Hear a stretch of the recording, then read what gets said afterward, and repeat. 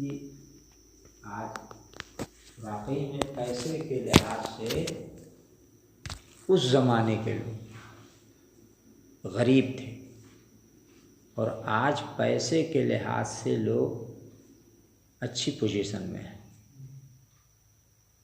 لیکن آج کے لوگ کا حال دیکھ لیجئے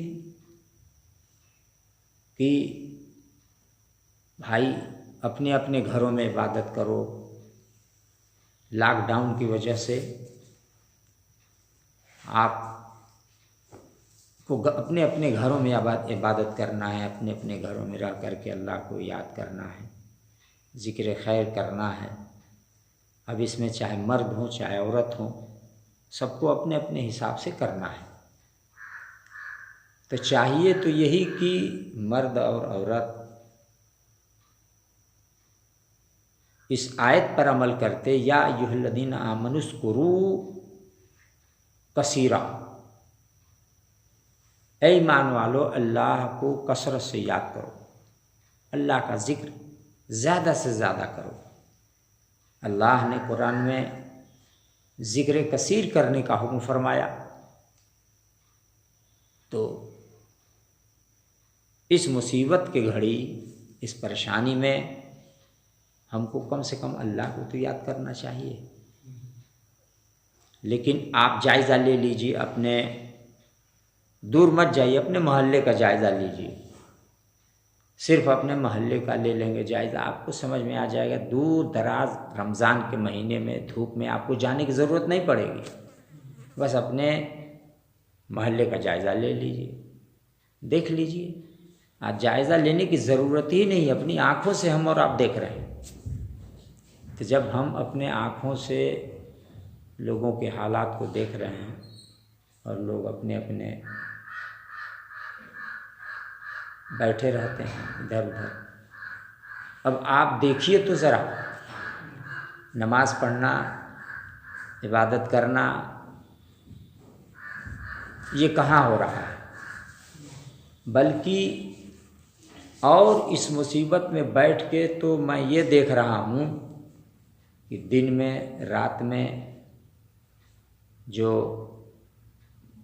حرکتیں ہیں وہ بالکل ایسا لگتا ہے کہ کوئی مصیبت آئی ہی نہیں،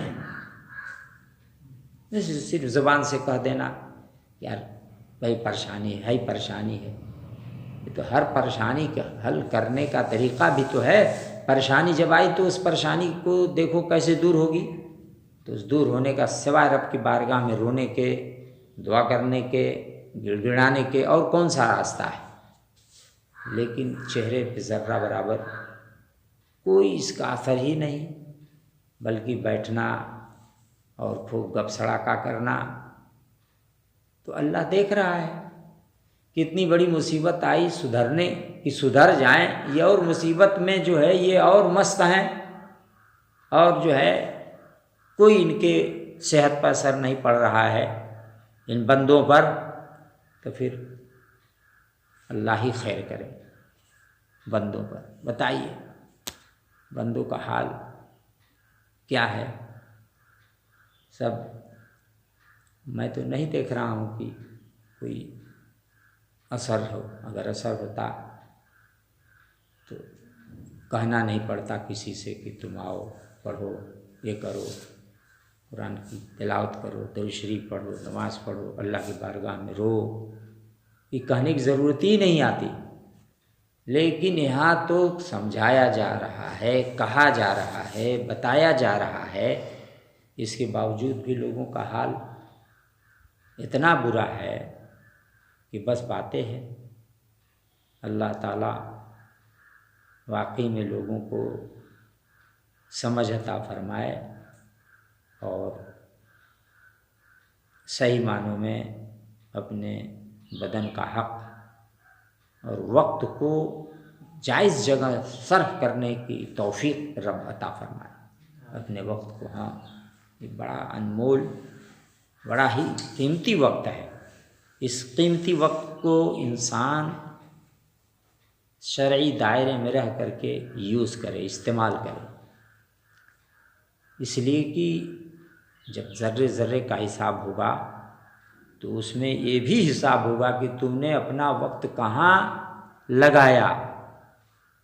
یہ 24 گھنٹہ جو تمہیں ملا، اس اپنے وقت کو تو نے کن کن کاموں میں لگایا، کہاں کہاں لگایا، کس کس جگہ تو نے صرف کیا، اس کا بھی حساب دینا ہے اور اس کا حساب ہوگا۔ تو اب سوچ لیجئے، جب اس کا حساب ہوگا تو اندازہ لگا لیجئے۔ اس لیے اپنے وقت کو زیادہ سے زیادہ ذکر الہی میں لگائیے، خرافات سے، لایانی باتوں سے بیٹھ کر کے گریز فرمائیے۔ اب آپ اپنے محلے کا جائزہ لے لیجئے، دن میں چاہے رات میں، جو لاک ڈاؤن کا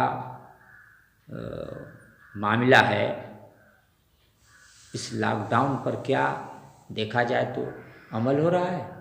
نہیں ہو رہا ہے۔ اگر عمل ہوتا تو کم سے کم گھر میں بیٹھ کے چپ چاپ بیٹھ کے ذکر کرتے، لیکن آپ دیکھ لیجئے مغرب بعد کیا ہوتا ہے، عشاء بعد کیا ہوتا ہے، رات میں کیا لوگ کرتے ہیں۔ تو اب آپ اندازہ لگا لیجئے کہ کتنا اثر ہے لوگوں پر۔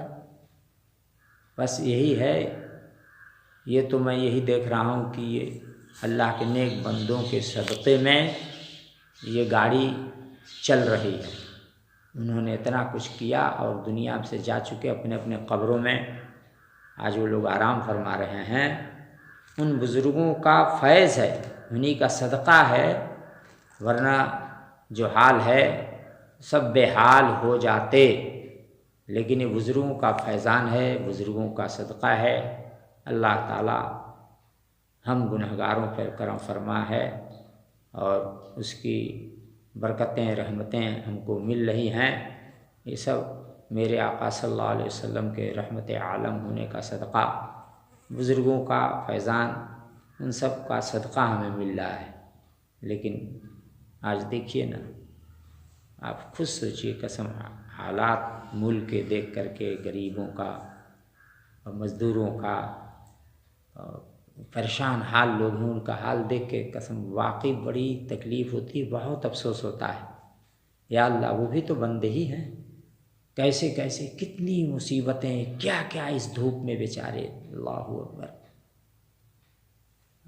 150-200 1500 200 1000 2000 کلومیٹر، اس سے زیادہ پیدل چل رہے آ رہے ہیں۔ کتنے مر گئے ہوں گے، کتنے کیا حال ہو گیا ہوگا، کوئی جانتا ہے؟ لیکن یہ کیا ہے؟ ارے آپ تو کم سے کم اتنا سوچو یار کہ ہم اپنے گھر میں ہیں، کھائیں یا نہ کھائیں، گھر میں ہیں، ان بیچاروں کا حال تو دیکھو، کیا حال ہے ان کا، کیسے وہ چل رہے ہیں، آ رہے ہیں، کیا کر رہے ہیں۔ وہ بھی تو اللہ کے بندے ہی تو ہیں وہ لوگ، اگرچہ گنہگار صحیح، سیاکار صحیح، کچھ بھی صحیح، لیکن ہیں تو انسان۔ کس حال میں چل رہے ہیں، کیا چل رہے ہیں، اس میں ہمارے ہندو مسلمان بھائی سب ہیں۔ ایسا نہیں کہ مزدور میں بہار کے یا کسی جگہ کے بٹا ہوا ہے، اس میں سب ہیں۔ کیا حال ہے بیچاروں کا، تو پتہ یہ چلا کہ ان بیچاروں کا حال تو پوچھو، ان بیچاروں سے دیکھو تو کہ ان کا کیا حال ہے۔ اپنے جو غریب بیچارے مسلمان سب کے کس کس پوزیشن میں چل رہے ہیں، کیا چل رہے ہیں ان لوگوں کا، کم سے کم سوچنا چاہیے۔ بہرحال گزارش یہی ہے کہ اپنے خود اور دوسروں کو گھر میں کم سے کم اس بات کی تلقین کی جائے، زیادہ سے زیادہ لوگ اللہ کو یاد کریں۔ بہت افسوس ہوتا ہے واقعی میں، کھانے پینے کو تو چھوڑی، وہ الگ سی چیز ہے، رہنا چلنا بات چیت سب پرانی، کوئی اس میں لگتا ہی نہیں کہ کچھ ہوا ہے، ایک دم سے کچھ سمجھتے ہی نہیں لوگ۔ اللہ سے دعا کرنا چاہیے، اللہ یہ وبا کورونا کی شکل میں جو ہے، اس کو ہم کو، ہمارے لوگوں کو، یا اللہ اسے بچا۔ ہمیشہ یہ کم سے کم دعا کرنی چاہیے، رونا چاہیے، ورنہ جو پیپروں میں خبروں میں دیکھا جا رہا ہے تو بڑی خطرناک بیماری ہے۔ یہ اب دیکھ لیجیے بڑے بڑے ملکوں میں جو رپورٹیں آ رہی ہیں، اسے لگتا ہے کہ پرانے دور میں جیسے تعاون آتا، علاقہ کے علاقہ صاف ہوتا، اس طرح سے اس وقت دوسرے ملکوں کے حالات ہیں، علاقہ کے علاقہ صاف ہو گیا ہوگا، جو موتیں ہو رہی ہیں، اور پھر آپ کے ملک کا حال تو مت پوچھیے کتنا حال برا ہے، غریب کم سے کم یہ ترس کھا کے تو دعا کرنی چاہیے کہ اللہ تعالیٰ اس وبا سے ہم سب کو بچائے اور ہم کو دنیا میں رکھے تو ایمان پہ رکھے، کم سے کم یہ سوچنا چاہیے، دعا کرنی چاہیے۔ اور کوئی کسی کے ساتھ قبر میں جانے والا نہیں ہے، نہ بیوی ہے، نہ لوگ ہیں، نہ دوست ہیں، نہ یار ہیں، نہ دوست، کچھ نہیں۔ قبر میں تنہا آپ کا کوئی ساتھی نہیں، کوئی نہیں، یہ سب دوست پھوست۔ اجی یہ لوگ اس نقطے کو لوگ سوچ لیں کہ جب تک میں زندہ ہوں لوگوں کے ساتھ ہوں، لوگ میرے ساتھ ہیں، میں ان کے ساتھ اٹھتا بیٹھتا ہوں، یہیں تک ہے۔ مرنے کے بعد سارے یہ سب معاملے ختم کہ آپ کا جگری دوست آپ کے ساتھ جو ہے قبر میں رہے گا، جائے گا، نہیں جائے گا، تنہا آپ اپنی قبر میں، ہر شخص اپنی اپنی قبر میں، لیکن جس دوست کے ساتھ اب دیکھیے کہ وہ دوست کیسا ہے، وہ دوست اللہ کے رسول کا سچا شہدائی ہے کہ غلط ہے، یہ دیکھنا ضروری ہے۔ تو اگر آپ جان گئے کہ یہ خطرناک شخص ہے تو اب اس سے پرہیز آپ کو کرنا چاہیے کہ معلوم ہو گیا اس کے ساتھ جو ہے دوستوں کی طرح بیٹھ کر کے اور اس کے ساتھ دوستانہ طریقہ، یہ اچھی بات نہیں ہے۔ اس لیے جب معلوم نہیں ہے تو آپ کر سکتے ہیں، لیکن جب معلوم ہو جائے کہ یہ شخص ایسا ہے تو اس کے ساتھ وہ چیزیں نہیں کرنی چاہیے جو ایک صحیح دوست، شرعی دوست، اسلامی دوست کے ساتھ کی جاتی ہے۔ اب آپ کو، ہم کو، سب کو سمجھنے کی ضرورت ہے۔ تو قبر میں کوئی نہیں جائے گا، آپ کا کتنا ہی خیر خواہ دوست دنیا میں نظر آ رہا ہے، لیکن وہاں قبر میں جائے گا نہیں۔ قبر میں سب سے بڑا دوست آپ کا عقیدہ اور آپ کے اعمال، یہ دو۔ عقیدہ آپ کا جیسا رہے گا وہ جائے گا، اعمال آپ کے جیسے رہیں گے، یہ دو رہیں گے بس۔ تو اب یہ دو، تو عقیدہ ہمیشہ درست رکھو۔ عقیدہ درست رکھنے کے لیے لازم ہے کہ نبی، اولیاء کے دشمنوں سے یا مذہب حق سے چڑھنے والوں سے آپ چڑھیے، ان سے بچیے اور ان سے پرہیز کیجیے، تو یہ عقیدے حق کا سلامت رہے گا۔ کیا آپ نہیں جانتے ہیں؟ خوب اچھی طرح سے جانتے ہیں کہ جس کا عقیدہ صحیح رہا ہے، اچھا سنی رہا ہے، لیکن وہ سنی اچھا جب غدار نبی کی صحبت میں اٹھنا بیٹھنا اور ان کے ہاں نشست و برخاست کرنے لگا، تو یہ کٹر اچھا سنی ایک دن وہ نرم ہو گیا، نرم ہوتے ہوتے وہ پھر اسی گروہ میں چلا گیا۔ یہ کس کا اثر ہوا اس کٹر سنی پر؟ وہی بد مذہبوں کی صحبت، بد مذہبوں اور گمراہوں کے ساتھ نشست و برخاست۔ اس نے ان کو پہلے صلح کلی بنایا، اور ڈائریکٹ کوئی وہابی دیوبندی نہیں ہوتا ہے، پہلے سنی یہ صلح کلی ہوتا ہے۔ صلح کلی بد مذہبوں کے ساتھ اٹھ بیٹھ کر کے ان کے ساتھ ویوہار کرے، صلح کلی پہلے، اس کے بعد پھر ایک دم کام تمام ہو جاتا ہے۔ اسی لیے قرآن، حدیث اور علماء نے ایسے برے لوگوں سے پرہیز کا حکم دیا ہے۔ تو آپ لوگ اپنا وقت، قیمتی وقت کی قدر کیجئے. یہ قیمتی وقت جو ہے آپ دیکھیے اس کو کہاں خرچ کر رہے ہیں، اس کا لحاظ ضروری ہے. بس انہی باتوں سے میں آپ لوگوں کو آگاہ کرتا ہوں کہ خدا را وقت کو پہچانیے، اس کی قدر کیجئے اور اللہ رسول کو راضی کرنے کی کوشش کیجئے اور اللہ رسول کی رضا چاہنے میں اور اللہ رسول کی رضا کی کوشش کرنے میں یہ لازم ہے کہ بد مذہب یا برے لوگ، غلط لوگوں کی صحبت سے پرہیز کرنا اور ان کے ساتھ جو ہے وہی سلوک کرنا جو شریعت نے کہا ہے، تو آپ صحیح رہ سکتے ہو. یہ خاص پوائنٹ اور خاص ایسی چیزیں میں نے آپ کو جو آخر میں بتائی، یہ خلاصہ ہے کہ اپنے عقیدے کو بچانے کے لیے اس کی فکر کیجئے.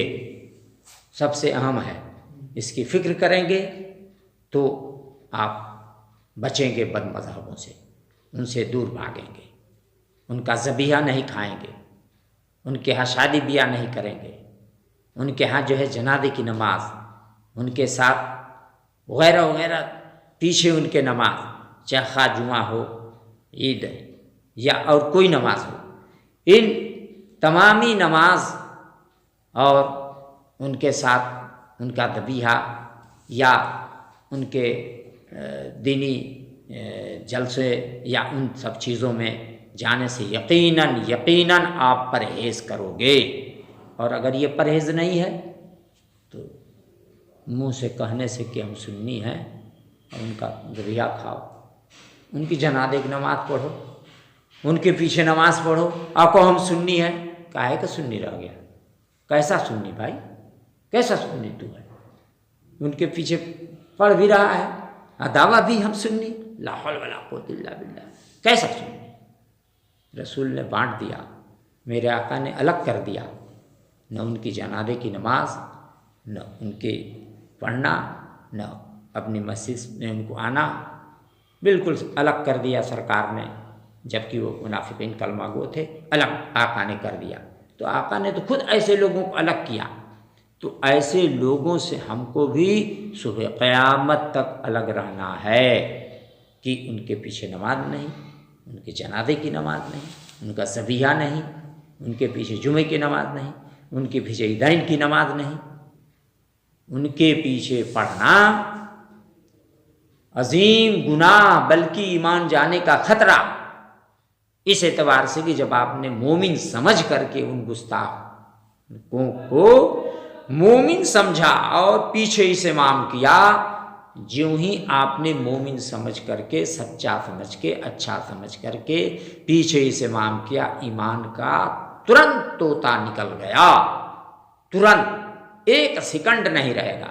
آپ بھلے اپنے آپ کو سمجھے کہ میں مسلمان ہوں، نہیں، مسلمان نہیں رہا، اس لیے کہ جب اس کو آپ نے مومن سمجھا، اچھا سمجھا، کا پیچھے سے ماں گیا. لاش مری ہوئی ہے سامنے، جانتے ہیں کہ یہ لاش جو گستاخ نبی کی ہے، اور جہاں آپ نے اس کے لیے مغفرت کی دعا اس کی اور مغفرت کی دعا کرتے ہی ایمان کا طوطا ترنت باہر. اس لیے کہ ہم کسی کافر کی مغفرت کی دعا انبیاء کو منع کر دیا ہے. امام الانبیاء آقا فخر عالم جناب محمد رسول اللہ صلی اللہ علیہ وسلم کو اللہ نے منع فرما دیا کہ یہ نبی کی شان نہیں ہے.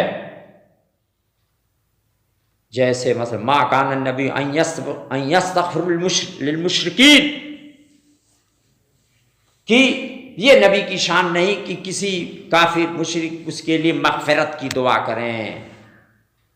تو جب وہ مر گیا تو اسے بخشش کی دعا کرنا جب نبی کو منع ہو گیا، اسی لیے اگر کوئی کافر، کوئی بد مذہب، مان لیجئے کوئی بت پرست ہے، اگر آپ نے اس کو مغفرت کی دعا کی یا اللہ اسے بخش دے، وہ مر گیا، اور تو ترنت یا اس کو مرحوم مغفور آپ نے کہہ دیا تو کفر ہے۔ اس سے کہیں زیادہ خطرناک وہ شخص ہے جو کسی نبی ولی اللہ کے شان میں گستاخی کرتا ہے۔ ایسا شخص اگر مرتا ہے اس کے مغفرت آپ کرو، تو اب اسی میں قرآن کی اس آیت کو دیکھ لو، مغفرت آپ کر رہے ہو جنازے میں، آپ کا ایمان نہیں بچے گا۔ اس لیے خدا را جو کہتا ہوں سن لو، کوئی کسی کی قبر میں نہیں جائے گا، نہ کوئی دوست جائے گا، کوئی نہیں۔ اس لیے اپنے ایمان کی حفاظت چاہو بابو، ایمان کی حفاظت سب سے بڑی دولت۔ اچھا انسان وہ ہے جو اپنے ایمان کی حفاظت چاہے۔ اس لیے کسی بھی کافر کو مرحوم مغفور مرنے کے بعد کہنا کفر، اس کو یہاں تک کہ بیکنٹھی اگر آپ کہہ دیں تو کفر ہے۔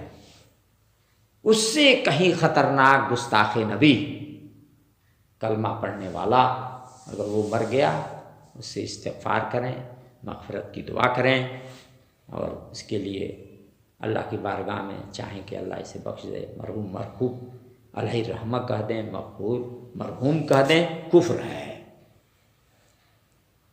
سمجھ رہے ہیں؟ ہاں، جو میں بتاتا ہوں اس کو نوٹ کر لو اور رکھ لو، اپنے دل میں بسا لو۔ یہ بڑے کام کی چیزیں میں بتا رہا ہوں۔ انشاءاللہ میں جو دن موقع مجھے ملا میں صرف ایسی ہی گفتگو کروں گا کہ جس سے زیادہ ایمان کی حفاظت ہو سکے۔ آپ اپنے آپ کو پہچانیے، اپنے آپ کو دیکھیے کہ میں کہاں گڑبڑ ہو رہا ہوں، اور جہاں گڑبڑ ہونے کی بات ہو وہاں پرہیز کر جائیے، بچیے، ایمان پہ دھبا نہیں آنا چاہیے۔ یہ اس کا خاص دھیان دیجیے۔ اللہ تعالی ہم کو اور آپ کو سب کو مذہب اہل سنت والجماعت جس کی پہچان مسلک اعلیٰ حضرت ہے اس پہ صحیح معنوں میں چلنے رہنے کی توفیق عطا فرمائے۔ السلام علیکم ورحمۃ اللہ وبرکاتہ۔